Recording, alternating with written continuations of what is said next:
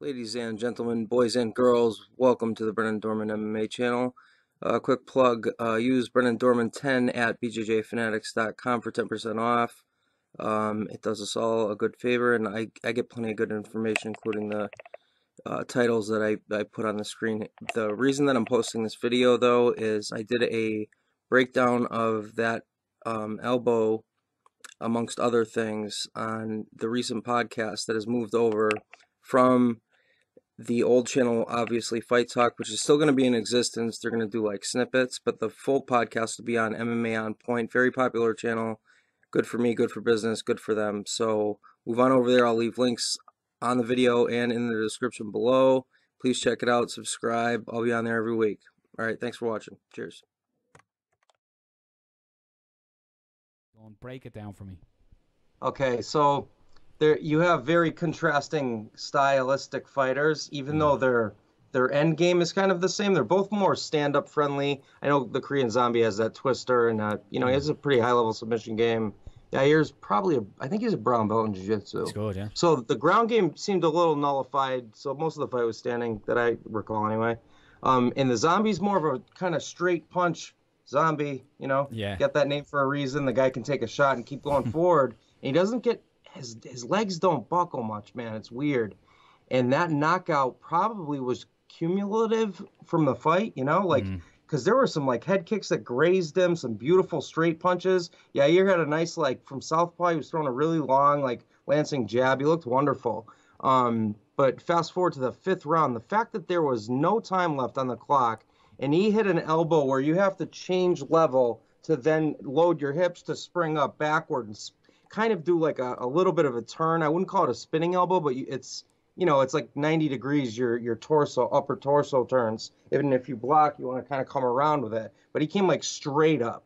What's interesting is I've been working with one of my buddies who was he was a Hall of Fame wrestler in Division One.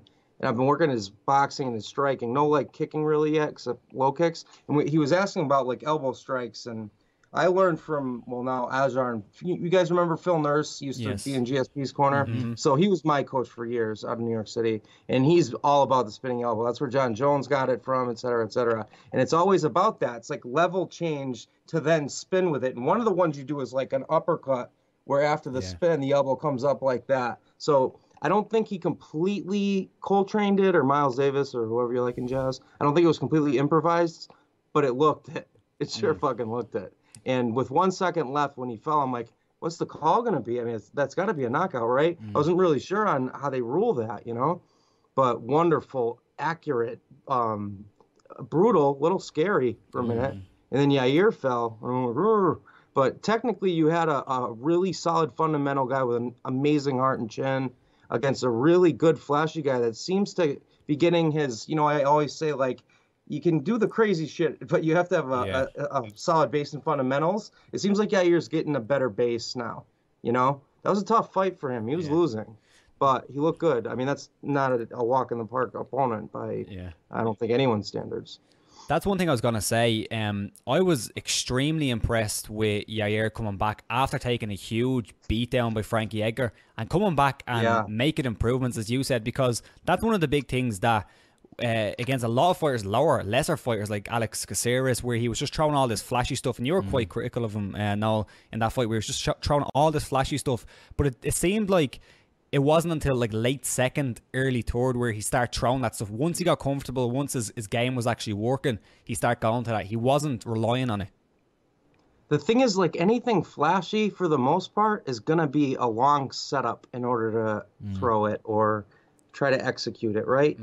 That kick that I didn't even know what it was called that he's done before, where he kind of leaps in and does this backward somersault, but forward. I forget what that's called. There's a name for it in parkour, but kind of does that and then does a roundhouse kick over the top that would land downward with the shin. He's tried it in a few fights, but it takes 4 seconds just to throw it. I mean, people are going to get the fuck out of the way. So that's that's the premise behind that thought process of having a foundation, a straight jab, a good cross where you come up off your foot, those fundamental things, covering up on your hook, using your hip, et cetera, et cetera. I could go on all day about fundamentals, but they are important. They absolutely are important. So I think it showed. I think that's how he was able to stay in the fight and kind of use head movement and evade big shots from the zombie, because he wasn't ever really in danger of being stopped. I don't remember him being anyway. Yeah, he got dinged up for sure. He was bleeding like a sieve, but yeah, what a fucking fight. Like I thought, for me, the Korean Zombie, he was doing I think in some ways, I think people actually undersell how good Korean Zombie is coming forward. Yeah. One thing I didn't like about there was a great moment, and I think it was like an iconic image, almost like Robbie Lawler and Rory McDonald, where they stood in the cage looking at each other, where they both accepted, I think it was mid-4th round, and they both knew, look, we are in an incredible fight here, and they both sort of, stop the smell of the roses. They put their hands up, bud? Yeah. They both. Yeah, Rogan just posted that on Instagram, and then I reposted it like 2 seconds before we went on here. They had done it in like the 4th round, and you could see Korean Zombie was looking around, and the same you could see weird, Rodriguez. But that was fine, and then the two of them stopped and looked away, and then they touched gloves and they went at it. But then the finished sequence of the fight, for me, I thought Yair Rodriguez was tired. I thought he was done, and that is evident at the end of the fight. As well, yeah. He was like, okay, I need a minute, and he put his arms up, and the Korean Zombie went with it too, and they fist bumped and went, yay, this is great, aren't we amazing? And it was one of the best fights I've seen in recent history. I'd compare it to the McDonald Lawler fight. It was I enjoyed it that much. But in a way, I think Rodriguez trapped the Korean Zombie, that allowed him that couple of seconds to get his breath back, and then Zombie charged forward, and then he threw that insane. I think he knew as elbow. well. I think when he was standing there, he knew that Zombie was going to try to finish big, so he knew he was coming forward, so he set up that elbow. It was beautiful. Beautiful. Yair's young, and younger guys tend to be more film guys, just in my experience, more receptive to it. If you think of the guys that I talk to about upcoming fights that are in the UFC, most of them they're not vets at this point. They're younger. They're at least young in their UFC career, at the very least. So you got to think that he's probably in that side of the world, even though I don't have a direct connect to him. So if he watches film on Korean Zombie, then you're going to see that. You're going to see strong finishes. That's what he does. I mean, he's had wars. The guy's a fucking legend.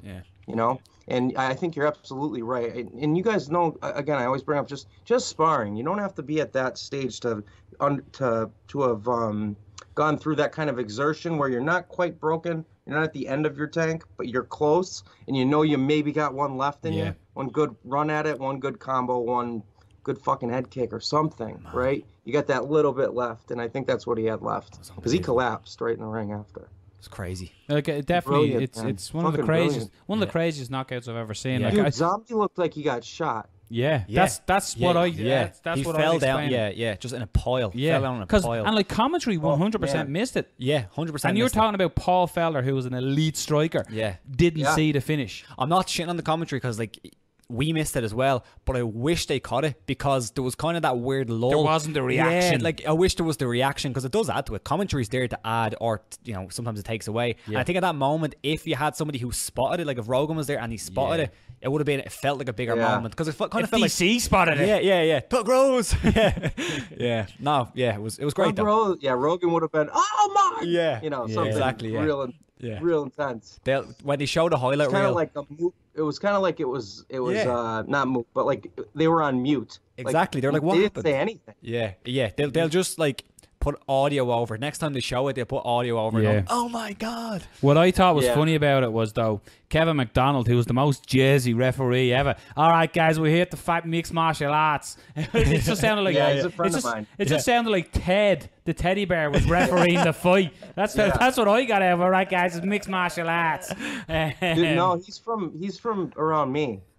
That's why you sound like that, Brendan. Yeah, you sound like Ted. Do I sound that way? No, I don't have that heavy accent. No. But what I thought was not funny, because it was just an insane knockout. He reminded me, remember the double knockout when Johnny Carter was the referee and he was there going, He started with knockout. Nah, it's fucking over.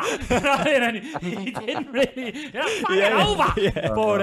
But you could see then Yair Rodriguez's corner. Literally, I'd say they hurt themselves. It was one of them when you fall over and you don't want everybody to know you were hurt, but you walk away going. I thought that happened. I thought he got hurt from that. That's what I thought as well. When he was on the ground, and they were like, I think Yair's calling for medical attention or whatever. I thought someone jumped on him and fucked up his knee, maybe.